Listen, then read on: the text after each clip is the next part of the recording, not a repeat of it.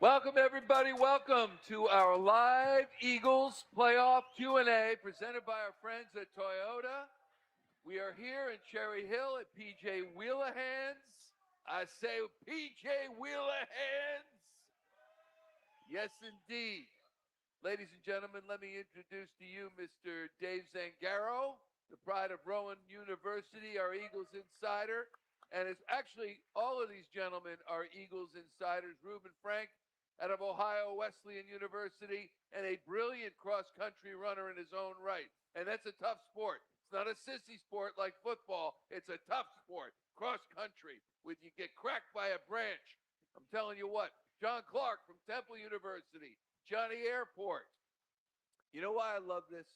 When we do this, because it means the Philadelphia team in question is in the playoffs. They have a chance, you know that. The Philadelphia Eagles are in the playoffs, and they have a chance not just at getting to another Super Bowl, but they've got a chance at winning their second straight Super Bowl, third overall Super Bowl, and their sixth overall championship, which would be cool. And let me throw a number out at you. This is a stat that I got, that I dug up, Reuben. Unless it's wrong, then you did it. Okay. Fact check. When Jalen Hurts carries the ball 9 or more times in a ball game, the Eagles are 37-9. That's what I got. 37-9. I think it's 36-9. 36-9. It will be 37 It will and be 9. 37-9. So I guess what I would ask, and he has carried the ball this season approximately 2.5 times less per game. That's it. Than last season.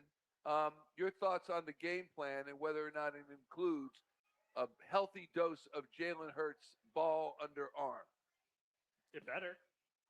I mean, he's healthy now, and I think that's a big deal, right? A lot of the playoffs that he's gone into, he has not been healthy.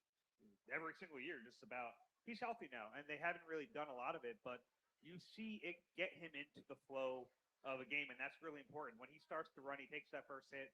He avoids it most likely. That's the plan. But once he gets in the flow of the game, I think running the football helps, and it's something that could help jumpstart the run game in general. That +1, having that threat alone means a lot. That threat doesn't mean as much if he doesn't actually take off. So I do think that it's not going to be like they're going to run him crazily, but it has to be an element of their offense. Is it in the game plan, do you think, John? Absolutely. Absolutely. They're saving this for the important times here in the playoffs. I mean, I think Dave's point is key. Jalen Hurts has not been healthy. I mean, Washington went after him last year when he got concussed. They went after him. It could have been a penalty, could have been a fine, whatever. But Jalen Hurts is healthy going into these playoffs, and especially against this 49ers defense with linebackers basically off the street. I think Jalen Hurts running will open up the offense. With the line rested, a healthy Jalen Hurts, I think this is a great spot for this offense against this 49ers defense. Reuben, Jalen Hurts said, I believe it was yesterday. I don't think he had an availability today. If he did, maybe it was today. But he said yesterday, basically, I'm just doing what KP, Kevin Patullo, the offensive coordinator, is telling us to do. I am just doing as instructed. And it was almost a soft toss under the bus, I thought, by Jalen Hurts. Maybe he didn't mean it as such, but it's like, don't point your finger at me for any ineffectiveness on the offense or my lack of running. I'm wondering what you think of that. Yeah, and he's been saying that all year. What are the issues? Sequencing of plays. That's basically the play call. He's calling out Kevin Patullo. But I think there's a connection between how healthy Jalen is right now and the lack of, he averaged 8.5 carries his first 4 years, not including kneel downs. He was at 5.5 this year. And I think there's a definite connection between, hey, let's keep him under wraps, have the bubble wrap around him, and get him to the playoffs healthy, and then we can unleash him. And I think we'll see some of that Sunday. Unleash. Let's unleash Ashley Hall. She's there with our Duncan question of the night. Just one of our Duncan questions of the night. Ash, what do you got? Guys, first of all, we have to talk about how impressive these fans are. They have been here for over an hour, and they are so hyped up. So first, they want to say one thing. Go Birds! I like it. That was good. Excellent. Very good. Okay, now Andrew, Finn, and Pumped Jason us up. have the first question. Who do you think is going to be the best Eagles player in the playoffs? You know what? Did Kevin Patullo design that? I'm sorry. That was not. That was Just three-part harmony That on was the question. three-part harmony. It's beautiful. Very good. What do you think? Yeah, I think Jalen has always been a really good postseason quarterback. He's probably been better in the postseason in his career than the regular season. He only had one bad game, and that was that first Tampa game in 01. So I think he's going to really, rise to the occasion. He always has in the postseason. When you look at guys who just win, baby, as Al Davis would say, Jalen Hurts would seem to be one of those athletes. We saw it with Jimmy Butler, who was here for too short. With Joel Embiid, he went to Miami. He took him to an appearance in the NBA Finals. Jalen Hurts is a guy like that, except he took him to a championship. Is he one of those guys that just innately raises the level of his game? Yeah, and I think that's why he deserves the benefit of the doubt when he goes through his struggles, because this guy, in the biggest games of his life, comes through. I mean, two of the best games we've ever seen him play have been in Super Bowls. I don't think that's hyperbole. He's been that good on the biggest stages, and he takes pride in that. He gets excited when he gets to tell you how clutch he is, but he backs it up, right? Like, he wants to have that reputation. I think he's earned it at this point. His idol is Michael Jordan. We know that. He's a Jordan brand athlete. He views himself like someone who's going to show up in the biggest moments, and to his credit, he's done that so far. John, when you look at the San Francisco defense and what the Eagles will be up against defensively from San Francisco, this is a team that is last, is 32nd in the NFL in sacks. You would think the Eagles should be able to pass a little bit. Hurts should be able to run a little bit. By the way, there are two guys named A.J. Brown and Devontae Smith. They're not bad. Saquon Barkley, Dallas Goedert. Their offense against San Francisco's D. I think this is the perfect matchup for what the Eagles offense needs at this time. They're coming off rest. The San Francisco 49ers got pushed around by the Seahawks. Seahawks ran for 180 rushing yards on the 49ers defense. And I think a rested and healthy offensive line, Landon Dickerson rested again today. So you know there's been issues with Landon all year if he's resting for the last month, 1 day a week. Lane Johnson's coming back. And you've seen the Eagles' record when Lane Johnson plays. So a healthy offensive line, a rested offensive line against a 49ers defense that, as you said, the front, not that great. They're without Nick Bosa. And then once you get through the front, I think they're going to be able to run on these linebackers because I think it could be Eric Kendricks, who wasn't even on the team 2 months ago. They signed Kaiser White, the former linebacker from the Eagles Super Bowl team 3 years ago. He could possibly play. They're down to their fourth string linebacker. So I think this is a perfect situation for the moment. And I can't tell you enough what happened to San Francisco against Seattle last week, how it was a very physical game. And now they have to travel across the country after thinking they could have gotten the number 1 seed in the NFC. Now they got to come to Philadelphia. Yeah, which that's punishment for any team. Ashley, who do you have? Guys, the kids here have some amazing questions, and Luke wants to talk about the defense. Who do you think is the most important player on this Eagles defense for Sunday's matchup? Wow. Luke, great question. Reuben? Yeah, I would say Jalen Carter. Jalen Carter's a guy that we just haven't really seen him play like last year's Jalen Carter, but starting to see signs. He's healthy now. And this is a different team, a different defense when Jalen Carter's out there. He can be so dominating when he's healthy. So I think he's a guy who can really bust this game wide open and make some big plays. Jalen Carter. Dave? In general, I think Jalen Carter's the right answer, but for this game, I'm going to go with Zach Bond. Yes. Because we know John agrees with me. No. Dave got applause from John Yeah, I Clark. like that. That was a beautiful thing. Yeah, because this game in particular, this is a team that runs heavy personnel. They're trying to get you out of nickel. They're trying to get you to your base defense. But the Eagles are so good in their nickel. They can tackle so well. And Zach Bond's a big key to that. He can deal with George Kittle in the middle of the field. He can deal with Christian McCaffrey out of the backfield. And you have a linebacker who's as rangy as a Zach Bond against a team like this that tries to put you in conflict. That's what they're trying to do with Christian McCaffrey, with George Kittle. They're trying to get you in those matchups that aren't great for the defense. Zach Bond erases that because he's so good down the field in coverage. So to me, he's the key in this game. John, you were applauding at Zach Bond. Is that your pick or you have someone else? I agree. I completely agree with Zach Bond. Obviously, Jalen Carter, I think it's a big point by Rube that Jalen Carter has had, 3 weeks off over the last month or so? Last 6 weeks or 4 so? weeks, really. Yeah, 4 weeks. So Jalen Carter, he says he's healthier, and we saw his impact when he came back after being arrested when he played in Buffalo. We saw his impact in the playoffs last year. So obviously, I think Jalen Carter, but I think Zach Bond is the key to this game as far as going sideline to sideline, chasing Christian McCaffrey down. Also, Brock Purdy can extend plays. So I think the Eagles have the speed on defense to negate that with Brock Purdy, whether it's your ends, your pass rushers who are faster and quicker, Jalix Hunt, Nolan Smith, Jalen Phillips, and Zach Bond. So I think Zach Bond is going to be a big key to this game with the uniqueness of the 49ers offense, playing with the fullback all the time and trying to get Christian McCaffrey in space. That's why I'm going to go with Reed Blankenship, Quinyon Mitchell, and certainly Cooper DeJean, because you're going to need to lay a lick on a guy like CMC when he gets into the second or third level. Let's face it, it's going to happen. Hopefully not as often as it has happened in the past.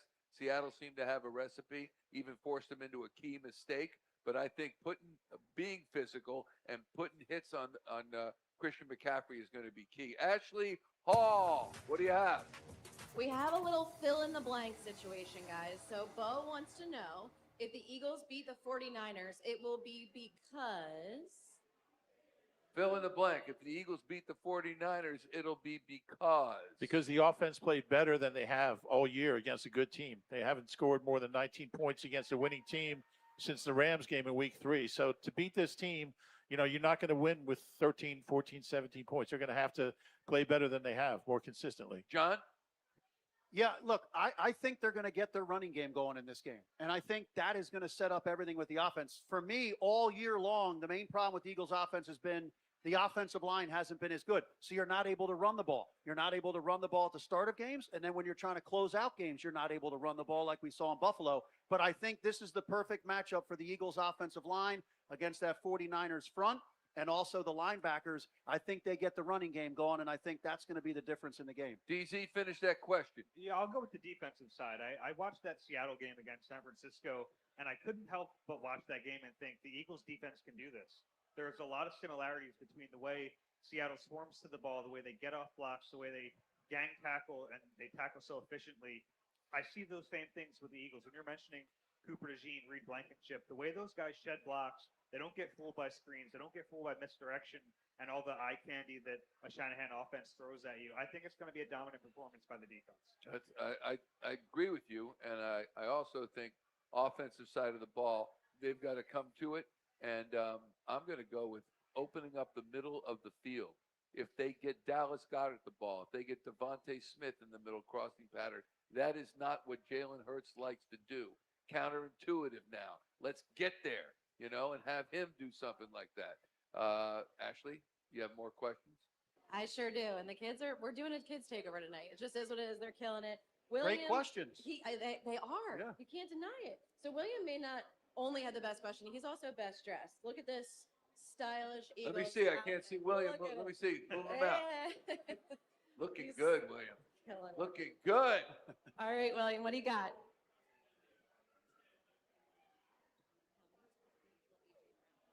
How many targets will A.J. Brown get? How many targets will A.J. Brown get? Dave? Yeah, I'm trying to think of the right number here. I think it'll be 11. considerable. 11. That's the number. 11. That's good. That's how inside these guys are. Yeah. They know Yeah, the game plan. 11 targets, and it will happen. It should be double digits. The only thing here is that Diamador Lenore is a really good corner. He's their best corner, so he's probably going to be matched up against AJ. But let's be honest, there's not a corner in the league that you feel super confident is going to shut him down. And I think AJ is the type of player where it makes sense to get him involved in the game plan early. Make sure you get the best version of him for 4 quarters. So yeah, I think it makes sense to get 8 to 11 targets for him. You don't want him tweeting in the third quarter. He You doesn't have don't. enough targets. Or reading or tweeting. No reading. Do not want that happening. Split up the carries between Saquon Barkley and Tank Bigsby. Does Tank Bigsby get double-digit carries? I tell you, when you see what Tank has done this year, and it's been consistent, he is able to make plays. He's explosive. He bursts through that line. We've seen him make guys miss in that last game against Washington. He's got some moves. I would increase it by a tiny bit. Get him a little bit more touches, but you can't take away too many touches from Saquon Barkley. So I do think you'll see Tank Bigsby, 4, 5, 6 carries, something like that? I'll take the under. You'll take Yeah, the under? This is a Saquon game. It's a Saquon game. Yeah. Okay, give me the over/under for carries versus pass attempts. What's the For split Saquon? there? For the run game versus the pass game. Well, I think they'll throw it probably 60% of the time. 60-40, Dave, agree? Yeah, I think that's about right. And now it depends, obviously, game flow, if they have a lead or something like that. But I think 60-40 is about where they want to be. All right. Ashley? It's like you guys set it up perfectly. Jim from Cherry Hill has a question about rushing yards. Jim. Who's going to have more rushing yards, McCaffrey or Barkley? Good question. Had a good talk with Saquon today. He's such a big fan of Christian McCaffrey, and they're pretty good friends as well. And he said, when they're on the field, don't tell coach, but I'm going to be watching and seeing how Christian McCaffrey does. But I think McCaffrey's damage is going to come as a receiver. He's an elite receiver. He's a good runner. I think Saquon will have the edge in rushing yards. Christian McCaffrey might have the edge in scrimmage yards. What do Yeah, you that's think, a really tough one to Dave? figure out because it's so dependent on the game flow and if one team gets behind or not. But yeah, I tend to agree with Rube. I think McCaffrey, so much of their offense is predicated on trying to get him the ball in space, and a lot of that comes through the air. I think it's pretty cool because they are 2 of the top 5 in NFL playoff history in scrimmage yards per game. Minimum 5 games. We have to throw that in there. But these guys are, like we saw Saquon Barkley last year. We've seen Christian McCaffrey. These are the NFC representatives in the Super Bowl 4 of the last 6 years. And we've seen what Christian McCaffrey and Saquon can do. But I completely agree with Rube. I mean, CMC caught 102 passes this year. The 49ers offense is very unique with the way they use their fullback, Christian McCaffrey catching it, and George Kittle, when healthy, he's going to be your second receiver behind Christian McCaffrey. So it's not necessarily the guys on the outside. So I agree with Rube. I think Christian McCaffrey could have the more total yards. But that's the thing about this Niners offense. They may have 10-play drives, but they're really not going to have the explosive plays. So you kind of have to contain them. And then what Seattle did a good job was, because 49ers have the best third down rate in the NFL, the Seattle Seahawks shut down the 49ers on third down. So if you can kind of limit CMC a little bit and get them in 3rd and 7, 3rd and 8, then you'll have a good shot at getting them off the field. Ashley, I'm not used to people agreeing with me. What do you mean? It happens all the time. It's just you kidding me? maybe the first time We it's tell them happened. to get out. If they don't agree, we tell them to get out. All right? Reuben or bust. I heard the rules. That's it. That's like the it. rules. Ashley, what do you have? I love it. Reuben or bust. I agree. Our buddy John virtually wants to know, do we have faith in Jake Elliott? Do we have faith in Jake Elliott? The last couple games helped. I mean, it was my faith in him was definitely flagging there, but 3 for 3 in the last 2 games, including a one in bad conditions. What was it, 44 yards? Yeah. I feel a little better, but still, I think everyone's going to be holding their breath when he lines up to kick. I mean, I the think way this year has gone. The first attempt is the most important attempt. If he makes that, I think that will mean more confidence for him and more faith in him by Nick Sirianni. Don't you think? Yeah, and If he misses the first one, that's a problem. Yeah, we talked earlier about the build-up equity Jalen Hurts has because he kind of brings up his level in the playoffs. Jake Elliott's missed 1 field goal in his playoff career. He's hit a lot of big ones and big-time moments. So, I think that Rube's right. Like, when he's up there, you're going to feel a little pit in your stomach. But ultimately, like, there was talk about should they bring someone in. The answer to that was no, because your best bet is to just bank on him figuring it out. And I'd like that they stuck with him. Now we'll see what happens in the offseason. But for now, that was the right call. And I have like moderate confidence in it. And what was he last year with 50 or more yard field goals in the regular season? Was he 0 for 6? It was, I think, he made his last one. He was 1 for 7, 1 for 8. But then in the playoffs, he was perfect. Yeah. In the playoffs last year. So he's second most accurate postseason kicker ever. So wow. Is his leg strength, his health is fine as far as you know? As far as you know, yeah. It's okay. I mean, distance hasn't been the problem with him. It's been wide right most of the time. Yeah. Okay. So we shall see about Jake Elliott, but I think It's a great question, though. To a person, we have faith in him right now. But do you have more faith in Jake Elliott or the tush push at this point? I think Jake Elliott. I think there's a reluctance by the players. This is just a sense. You guys might know this. To run the tush push takes a lot out of you. I think it seems like Jalen Hurts is not as into running the tush push as he was, regardless of how much he can bench, which is formidable. I think they just don't seem like, I think it's because teams are kind of figuring out how to stop it. They're grabbing his legs instead of trying to tackle him up top. And so when you don't have success with something, you're not going to be as confident in it. How did he even get to his legs? His legs are behind him. He's pushing off. Well, that guys, means they got to pierce the line to get there. Well, the offensive line hasn't been as good this year in all forms.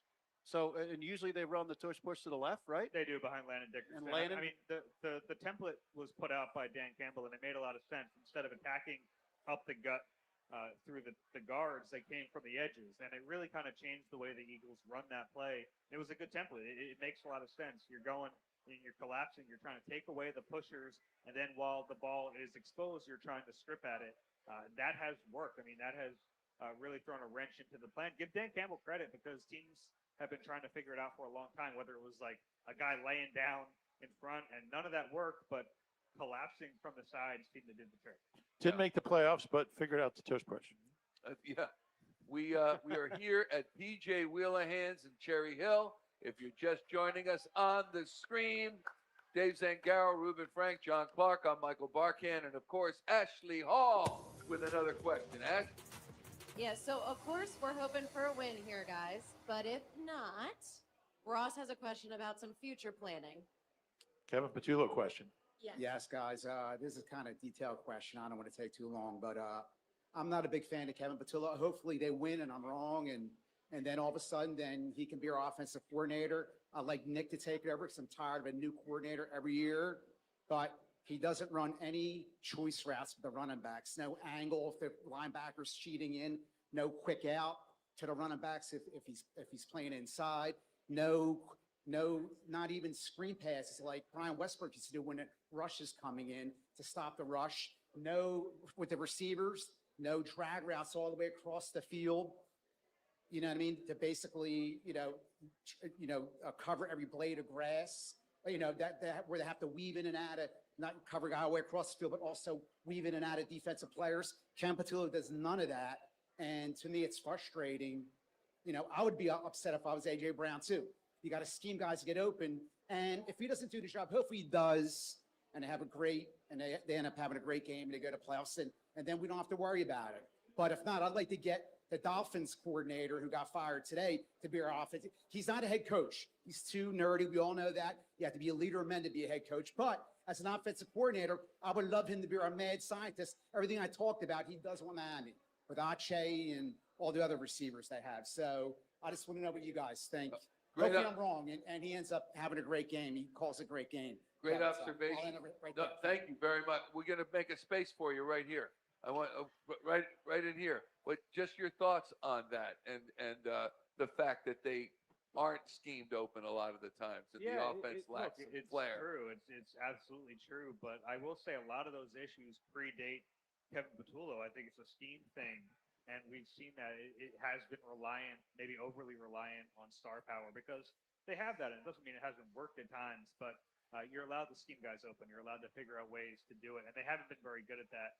McDaniel's a good name. I mean, he certainly has an acumen for offensive football. He's not the only guy. And I think that, Jalen always gets frustrated by the constant revolving door. McDaniel's probably a guy who would be a part of a revolving door. That's a tough deal because whenever you have a setup like this where the head coach is not calling plays, it's an attractive job for the OC. If things don't go well, they fire him. If things go well, he gets hired as the head coach. You end up in this constant cycle. There's no easy way out of that cycle. Yeah. John Clark, I know you got to go, man. Well, I don't have to, but you don't have we've got to to? make room for our left tackle. We got to make room. You don't want Barrett. You don't want Barrett at left tackle. Brooks. Okay, right tackle. Yeah. But you got NBC 10 tonight. Yes, I just want to. Can I just add one thing Reuben to Frank. Dave's answer?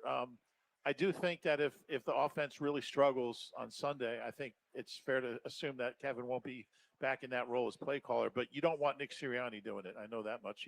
He's not very good at it.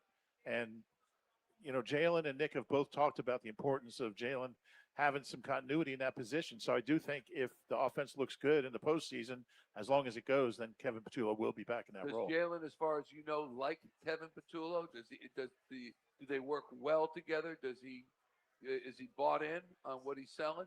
He likes him as a person, from what I know. Yeah. I think that there have been some deficiencies this year, and they've been pretty obvious. Yeah, absolutely. When you look at their run, even if they win the Super Bowl, but they do it mostly behind the strength of the defense, is there still trouble ahead for Kevin Patullo? Well, how's the offense look during that run? It's kind of hard to win. It looks okay. It looks like it looks 11-6. It looks as it has looked, but the defense is battening down the hatches. That's a lot of 17-13 wins right there. So I think if that's the case, then you'll see a change. Even with the championship. All right, RAV4 things to know, David. What you got? RAV4 things to know. We got some RAV4. good ones here. Number one, health. It's a big deal in this game. The Eagles getting much healthier. Lane Johnson back in practice. Jacoby Dean back in practice. And that's a big deal in itself. But then you look at the 49ers, a lot of banged up 49ers already on IR. And then you have Trent Williams dealing with an injury. Ricky Pearsall dealing with an injury. So health is a big deal in this game. Number two, linebacker play is a big deal. I talked about Zach Bond earlier, but you get Jacoby Dean back too. And based on the way the 49ers run their offense, linebackers so important. Number three, the run game. You got to get that going in this one. You see the offensive line getting healthier, not just Lane Johnson back, but getting Landon Dickerson, Cam Jurgens, sort of a lot of rest in that made-up bye week. That helped them a lot. And then for my favorite matchup of this game, Vic Fangio against Kyle Shanahan. These guys know each other. They're friends. Really two of the best in the business going at it. That's going to be a lot of fun. So that's my 4 things to know for this game. Toyota RAV4 things to know from Dave Zangaro. All right. Barrett Brooks joining us, the pride of Kansas State University. Hello, Played hello, for the hello. Philadelphia Eagles. Has a ring with the Pittsburgh Steelers. Part of Birds Huddle, a host every single day. And, of course, pregame and postgame live. Can you give us a synopsis of the first half of the show? No, I'm kidding. Yeah, I mean, it was a great dissertation, before I got up here. I was supposed to be up here 10 minutes ago, but you were? guys, you guys had a nice little dissertation going on. So I didn't even realize it. Next time, just come on over and I chat thought you me. guys didn't want me up here. So Well, don't. Hey, Dave didn't want you up here. Yeah, I was filibustering, trying to make sure. Come on, let's tell the truth. Just for keep goodness talking sake. so Barrett doesn't come up here. Yeah. All right. So let's go back just a little bit. We were talking about Jalen Hurts. We're going to get to the defense a little bit more in a moment, but we were talking about Hurts and what the offense needs to do to be effective Sunday against San Francisco. What do you think is job one for this Eagles offense? I think number one, Dave talks about this all the time. +1. Jalen has to be a factor in the run game. His ability to run the ball, him being under center, him making sure those defensive ends stay wide instead of collapsing down when we run zone plays and things of that nature. It's imperative that he's there because if he can get outside of those guys, he can make big yardage. He can run for first downs. And then number two, the health of the offensive line. That means a lot, as I'm an old school guy, of course, I'm like, well, we need to go into this playoff system on a roll, on a high, so we need to go out there and play everybody. But then I sat back and I watched and looked at Cam, and I went back and watched more film on Cam. I went back and watched film on Dickerson, Mailata, and I see those guys are just beat it up, and they needed this rest. They needed something that to calm down a little bit so they can get back on their track and get healthy enough they can go into this playoff system healthy. And I think those are the 2 big things.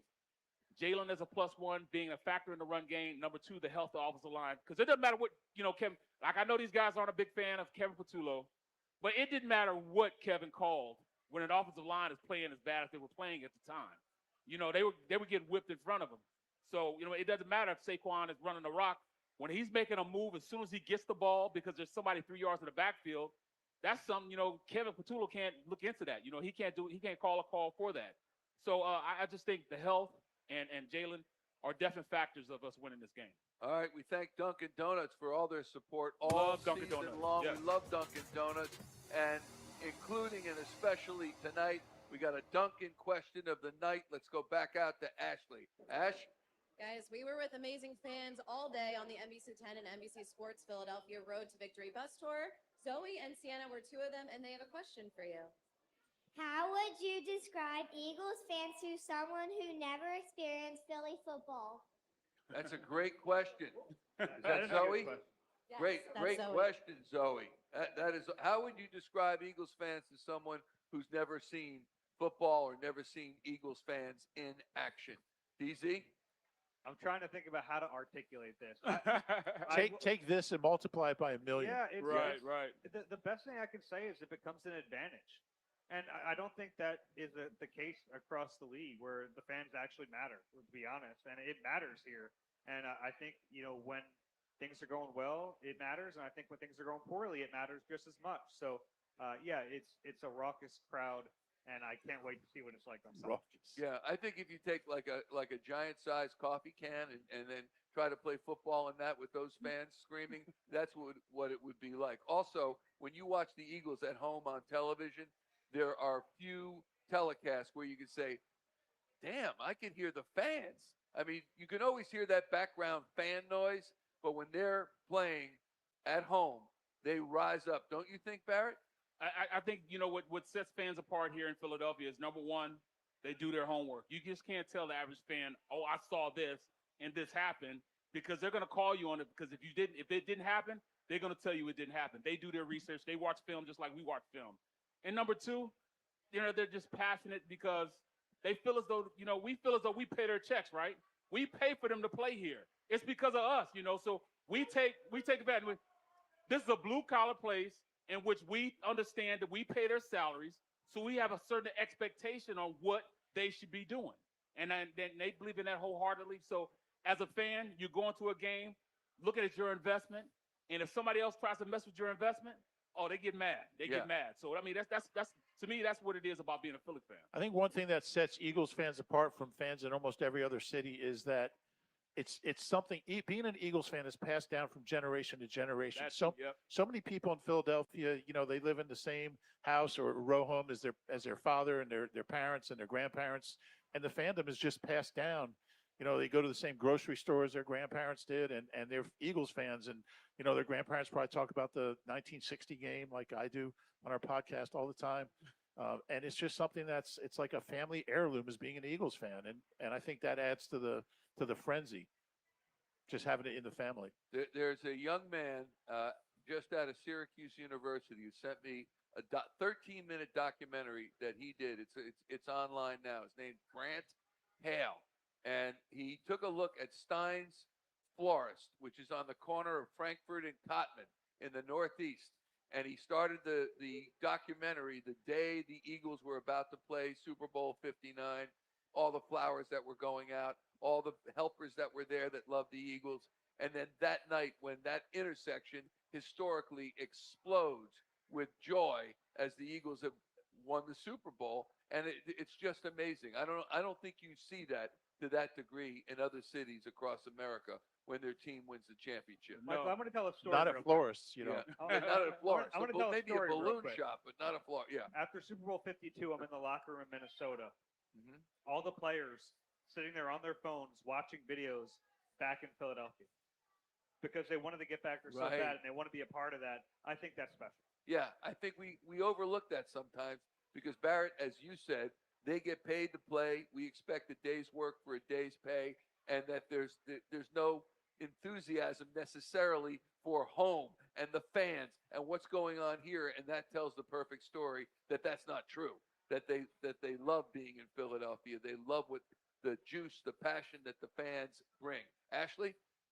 Okay, guys, don't get mad at me, but I did whisper to Ryan because he's been waiting very patiently all night. I said, sorry, they talk a lot. And he goes, yeah, I know because I watch them on Birds Huddle every single day. Ryan! Eagles pre and post. He never misses it. All right, so Ryan, it's finally your time to shine. Who Thank talks you for the being most? So patient. Oh, who do you think talks the most? That's gonna be a tough one. I really cannot decide. That's a good answer. That's a good answer, Ryan. Yeah. So my question is, I've been noticing this season with the offense that's been on kind of a decline, and the defense is one of the best in the league. And I want you to be completely honest. Do you think we have a better or worse chance at the Super Bowl this year than last year? That's a good question too. You know, do we have a better? Would you say they won the Super Bowl last year? There's no change in that. We know that. But like going Think into the about playoffs, that team, and now I'm this trying to team. remember what it was like. I think honestly, I think they have a worse shot this year, but that's just because last year you looked at they had an elite defense, and the offense had its struggles, but they could rely on the run game. And this year they haven't been able to rely on the run game, and that doesn't mean they won't be able to in the playoffs. There's a chance it gets better, but yeah, I think last year was a special team, and this team we haven't seen it yet. Yeah, it was a complete team last year, and we haven't seen that's the case this year. Mm-hmm. What do you think, Barrett? But the potential is there. Yeah, the potential is definitely there. You know, you look at the roster, especially on the opposite side of the ball, even though it's not playing well, there's only one real guy that's not there. And right now, Tyler Steen is taking his place. Now, is he at that level? I would say no, but it's not. He's not at a bad level that he can't go out there and perform. And I think that now that this offensive line is a lot more healthier and it's win or go home, you're going to give your all every single game from this point on. So you're going to get max effort every single game. So why not go out there and give everything you have that game and just keep doing that? And after it compounds, you never know how far you'll go. But I will say this team has done it before. And since they've done it before, they know how to do it. And it's a lot to do with muscle memory. Yes, they lost a couple games, but they've won a lot more than they've lost. And they win ugly. So I don't see anything wrong with winning a game 13-11, winning a game 21-19, winning a game 15-13. They win ugly. It may not be as good as we used to seeing from last year, but daggone, if they win, I don't care how it's done. So if their identity is winning ugly, so forth. I'll take the ugly girl all the way to the Super Bowl. Just kidding, babe. Yeah, Sanji's here. Sanji Brooks, great to see you. She's on her way up here now. Bang. Right. You're only taking one girl to the Super Bowl. Let me say this also, Ryan. When you look at this Eagles team, and Reuben can give you the facts and figures, I would think, on this.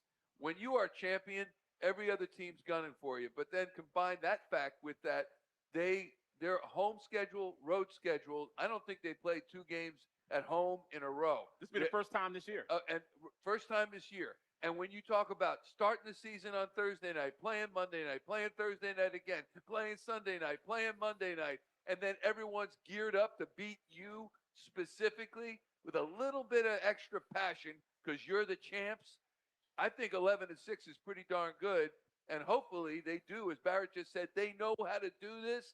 They're the champs. I compare it to the Dodgers. I'm not saying this Eagles team is as great as that Dodgers team, but they had a lot of stumbles, the Dodgers, during the regular season.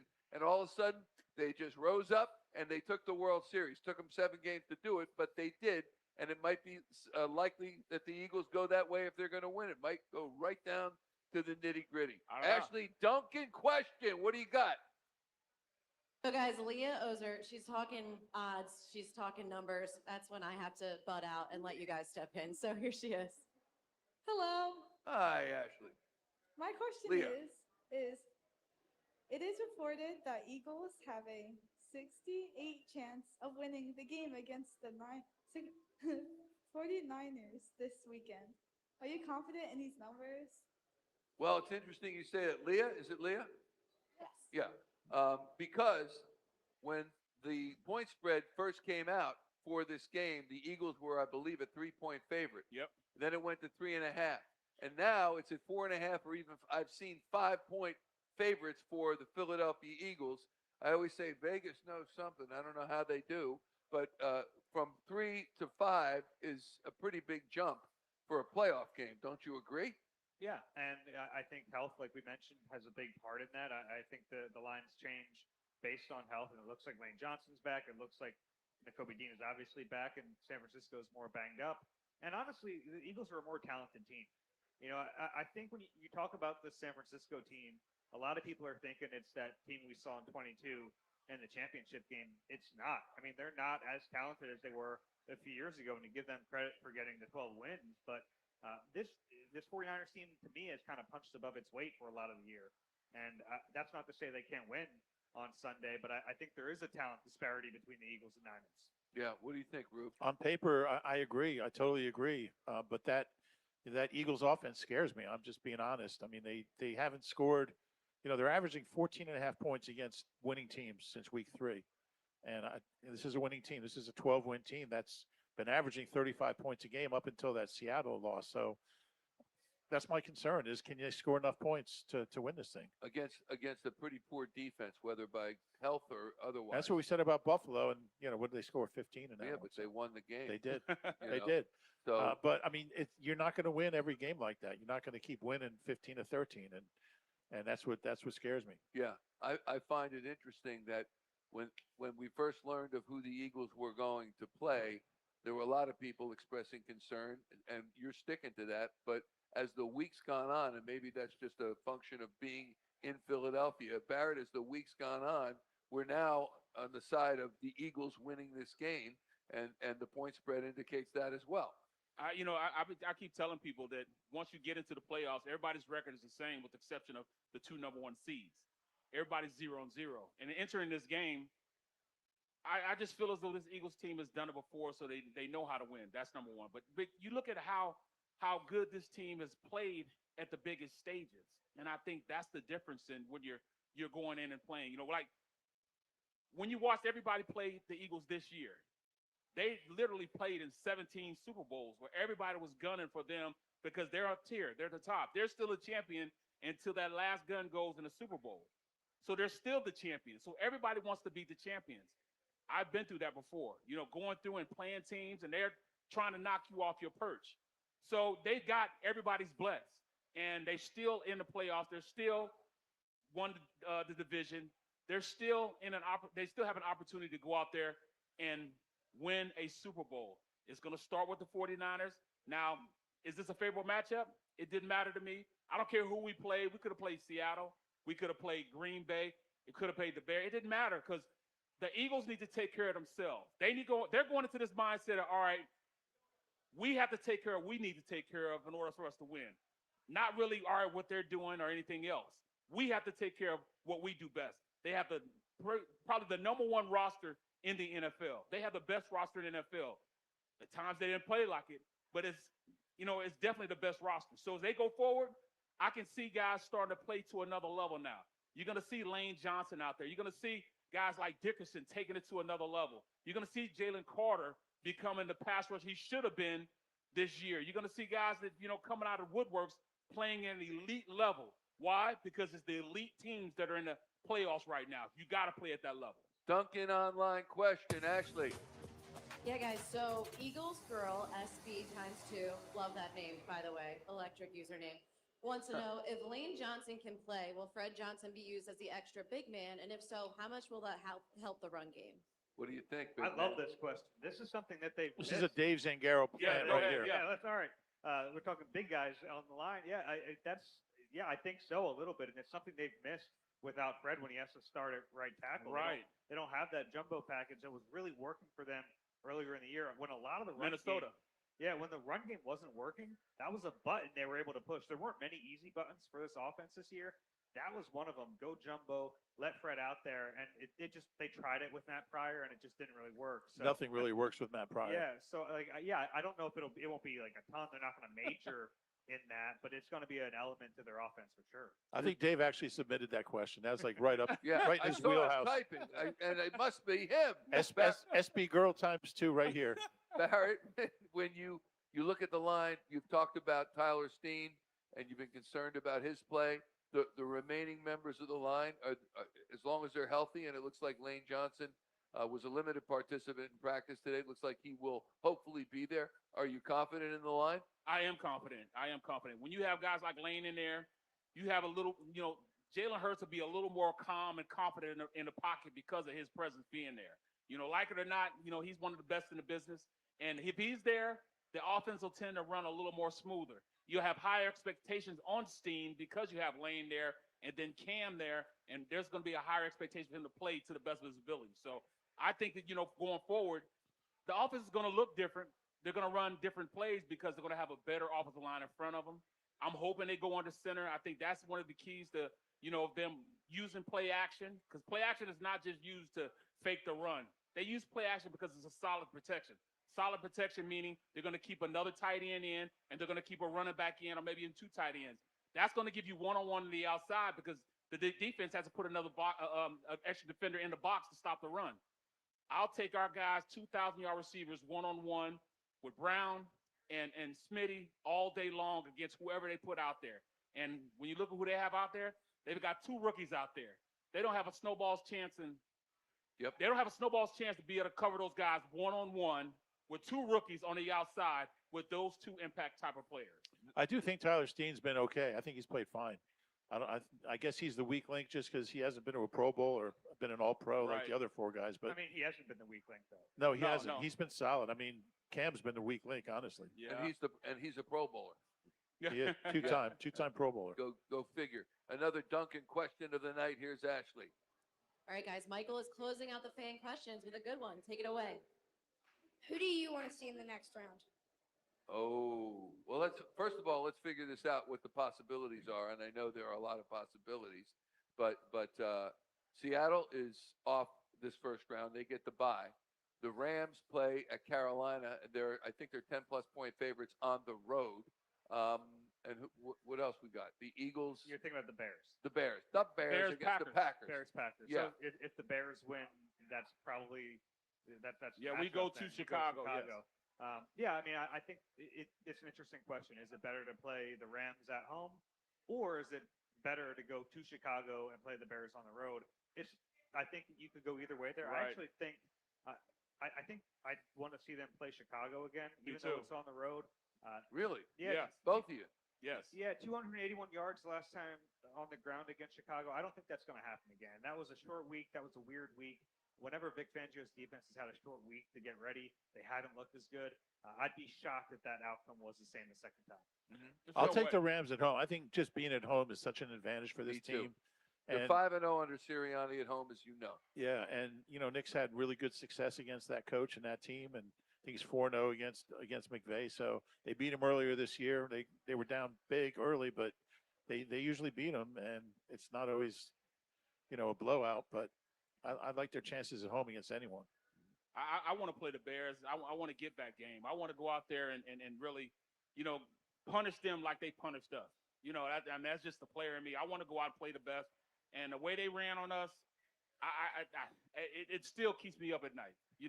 Come on now. Jalen Carter should have a field day against their defense if they play them the next game.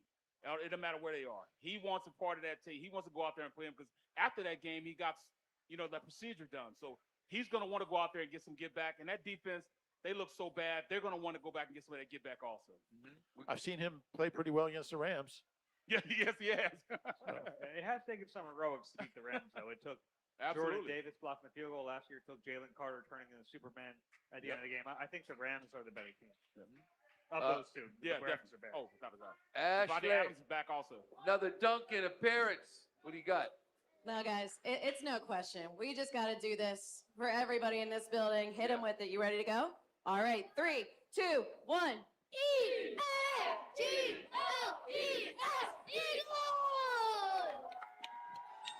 Beautifully done. Beautifully done. There's no better chant in the NFL, in sports, than the EAGLES Eagles chant. There's not. And then you have the song, Fly Eagles Fly. It's unbelievable as well. I played with a lot of teams, collected many checks from many owners, and I will say that Stole money from a lot of owners. Yeah. Come on. They still don't know Yeah, that. don't make that public. Okay, Dietz and Watson. Mama Dietz. Dietz and Watson. Game prediction. Dave? Yeah, Give me the outcome of the score. I don't have a score for you yet. I'm picking Dave, the Eagles, it's a though. must. Yeah, I have a Dietz and Watson sandwich waiting for you with a score. I will pass on the sandwich. I'm sure it's very good. I think the Eagles are going to Delicious. win this game. And to me, it comes down to talent. I just think they're the more talented team. This San Francisco team is banged up, and I don't think they're as talented to begin with. And I understand what Rube's been talking about with the offense and how much they've struggled. I think this is an opportunity for the offense to look better. I think the defense is going to be as good as we expect them to be. And I think it's, to me, a comfortable win. Comfortable. I like that. What do you think, Reuben? Yeah, I'm still waffling. You can make a pretty good case for the Eagles. Purdy scares me. He's a talented quarterback, and they have the weapons at tight end and running back. Eagles are the healthier team by far. I think that'll go a long way. So Pearsall plays, right? he's iffy. He's iffy. iffy. Yeah, He didn't practice today. Yeah, Trent Williams did practice. Yeah, Trent Williams practiced, and they say he was over the side. Ricky was over on the side warming up. He had a jersey on, warming up on the side. So By the way, they have a similar record with Trent Williams playing and not playing as the Eagles do with Lane Johnson playing, not playing. He's that good. two of the best of their positions. Yeah. Two Hall of Famers right Yeah, there. Yep. So you're going with Birds big or no? You're going. I'm not. I don't think I said that. I don't think I. Want to make sure. I'll go with the Eagles, but You will. I think it'll be close. Close game. Yeah. High scoring game or no? No, I can't imagine it would be. Similar to Seattle San Francisco game? I don't think it'll be that low scoring. I would say it'll be played in the high teens to low 20s. Okay. Barrett, what do you think? I think this is going to be a little more easier of a win than everybody's giving right now. I'm thinking like 26, 17. Just go 26-0. Come on. Say it, Barrett. Just I mean, say they it. only scored 3 points in the last game, against Seattle. We run pretty much, the same defense.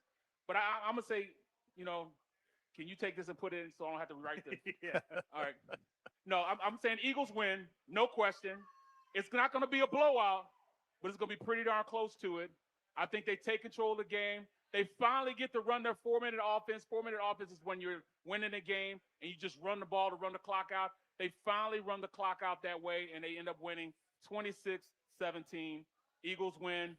Onward to either Chicago or home against the Packers. I think it's going to be a one-possession game. I think it's going to be the type of game I'm sorry. where we're biting our nails at the end with the Niners having a chance to win the game, and it's going to be the Eagles' defense that's going to have to tamp it down.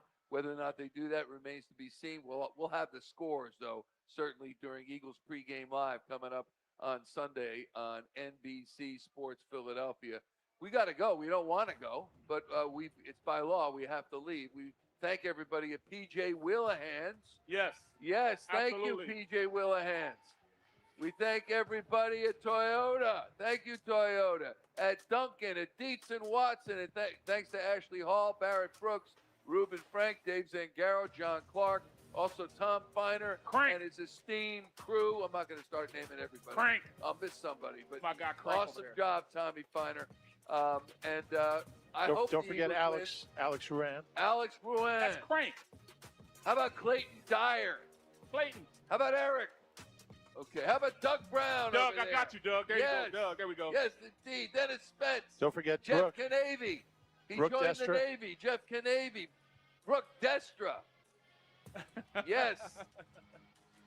Anyway, so it's been a great night, and I hope the Eagles win because I want the Birds to go to the Super Bowl and win it. But also, we have more of these that keep winning. You know what I mean? It's going to be phenomenal. Yes. See you guys next week. See you next week. I hope. We'll All come right, back. Let's that'll come do back it. here. Thanks, everybody.